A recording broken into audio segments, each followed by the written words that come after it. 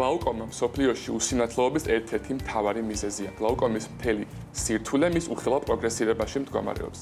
ხშირად ის უსიმპტომოდ ვითარდება და მხედველობის ნერვს აზიანებს მანამდე, სანამ პაციენტი მხედველობის მნიშვნელოვან დაქვეითებას შეამჩნევს. ამ მფარველი დეგენერაციის მართვას ართულებს ის გარემოება, რომ დაავადების მთავარი მანიშნებელი თვალში და წნევის მონიტორინგი მუდმივად შეუძლებელია.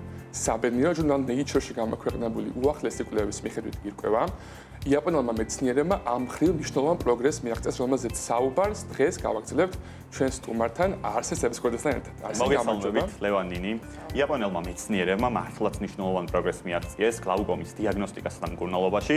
მათ შეიმუშავეს smart კონტაქტური ლინზა, რომელიც ყოველდღიური გამოყენებისას რეალურ დროში თვალს შიდა წნევის მუდმივი მონიტორინგის საშუალებას იძლევა. ძალიან საინტერესო ტექნოლოგიაა და შენს ბლოგში სულ ამბობ ხოლმე, მე ვცდილობ ხოლმე სულ ჩავეძიო და გავიგო რა სინამდვილეში როგორ მუშაობს ხოლმე ეს ტექნოლოგია. წარმოიდგინეთ ცოტა რთულია რომ რაღაცა ლინზა დგება თვალში და მე ეს წნევას ზომავს და თან გარე რაღაცა მოწყობილობას გადასცემს. მესმის ნინი, ზედმეტად ფუტურისტულადაც კი შეიძლება შეღებდეს ეს ყველაფერი, მაგრამ ტექნოლოგიური თვალსაზრისით არც ისე რთულად და კომპლექსურად არის ყველაფერი. ეს არის თანამედროვე ინჟინერული ოსტატობის ნიმუში, მაგრამ თუ დაუფიქრდებით ამ ტექნოლოგიის მოქმედების მექანიზმს, მივხვდებით, რომ ფანტასტიკის ჟანრს საერთოდაც არ განეკუთვნება, რადგან როდესაც თვალში დაწნევა იმატებს, თვალის რქოვანა ისვლის ფორმას.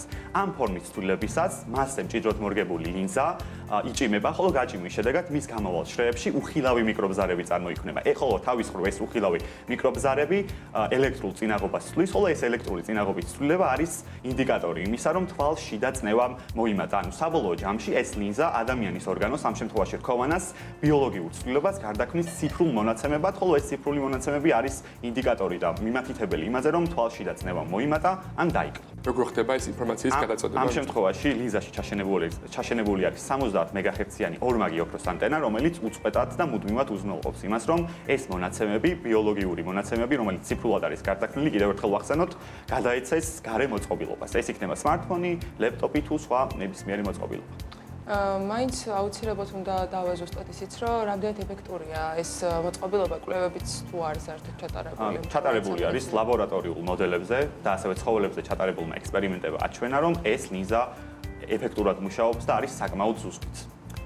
კი ბატონო, თუმცა ყოველი ინოვაციის დროს გვაქვს ასე ყველაზე მნიშვნელოვანი კითხვა, რომ უსაფრთხოა თუ არა ამ ლინზის გამოყენება, იმიტომ რომ ლინზა, რომელიც ალბათ ზომაში უფრო დიდია, ხომ არ აზიანებს თვალს, ან ხომ არა ზოგადად სახიფათო ჯანმრთელობისთვის. ტექნიკურ ეფექტურობასთან ერთად, რა თქმა უნდა, უსაფრთხოებად შემოწვა. პირველ რიგში განისაზღვრა ის არის თუ არა გამჭვირვალე და მხედველობას ხომ არ უშლის ხელს და გაირკვა, რომ 80%-ზე მეტად არის ეს ლინზა გამჭვირვალე, ამასთან ერთად შეამოწმეს ისიც ხომ არ იწვევს მასში ჩაშენებული სენსორები თვალის ზედაპირის გახურებას და ამ ხრივაც დადასტურდა, რომ არ იწვევს. ასევე განისაზღვრა ის მასში ან ლინზაში შემავალი ნაერთები ხომ არ არის ტოქსიკური ადამიანის თვალისთვის და დადასტურდა ასევე, რომ არ არის ტოქსიკური და ლინზა არის საბოლოო ჯამში ეფექტურიც და უსაფრთხოც. ძალიან საინტერესო ტექნოლოგიაა და საერთოდ ძალიან იმედიანია ხოლმე შენი ბლოკის, როცა იმიტომ რომ ბევრი ადამიანისთვის არის იმედის მომცემი, ვისაც ან რაღაც დაავადებას ებრძვის, ან შეიძლება ხანდახან უფრო მძიმე დაავადებებზეც საუბრობ და ეს ტექნოლოგია იმიტომაც არის საინტერესო, რომ გლაუკომის ჯგუფი ვინც არის, იმათთვის მე მგონი ძალიან სასარგებლო იქნება. არ არის რომ იაპონელებმა შეიმუშავეს ეს ტექნოლოგია, რადგან მოგეხსენებათ იაპონია